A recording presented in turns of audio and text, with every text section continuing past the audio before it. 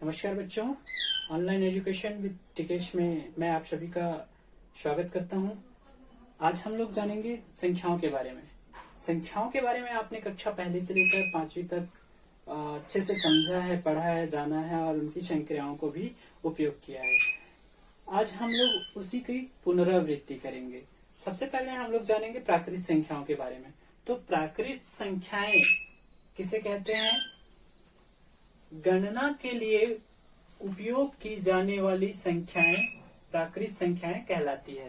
कहने का अर्थ है जिन संख्याओं का प्रयोग हम लोग गिनती करने के लिए उपयोग करते हैं उन संख्याओं को ही प्राकृत संख्या कहा जाता है। प्राकृत संख्याओं का जो समूह होता है उसे हम लोग n से दर्शाते हैं, नेचुरल नंबर है ना। तो n से दर्शाते हैं, उसमें हमारा जो प्राकृत संख्या है वो शुरू होता है 1 से 1, 2, 3, 4, 5, 6, 7, 8, 9, 10 इत्यादि।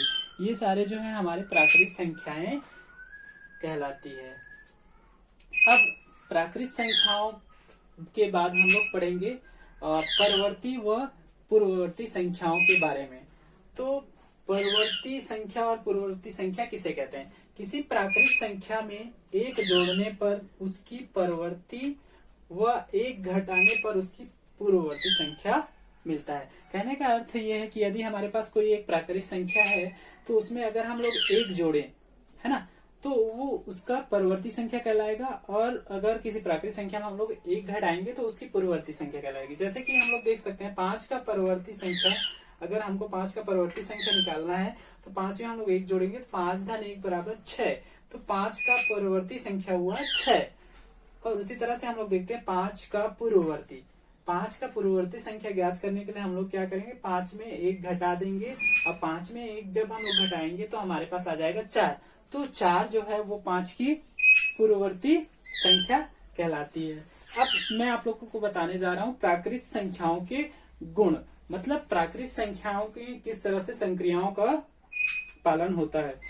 दो प्राकृत संख्याएं आपस में योग करने से या गुणा करने पर प्राकृत संख्या ही प्राप्त होती है। कहने का अर्थ ये है कि अगर हम दो प्राकृत संख्याओं को चाहे जोड़े चाहे गुणा करें, है ना, तो वो जो उत्तर जो आएगा वो हमारा प्राकृत संख्या ही आएगा। दो प्राकृत संख्याओं का आपस में घटाने या भाग करने पर सदैव प्राकृत संख्या प्राप्त नहीं होती है। अगर हम प्राकृत संख्याओं को जोड़ते हैं और गुणा करते हैं तो हम प्राकृत संख्या ही आएगा, लेकिन अगर घटाते हैं या भाग करते हैं तो हमारा प्राकृत संख्या प्राप्त नहीं होगा। कहने का अर्थ यह है कि प्राकृत संख्या से अन्य संख्या भी प्राप्त हो सकता है, चाहे वो पूर्ण संख्या हो या पूर्णांक संख्या हो।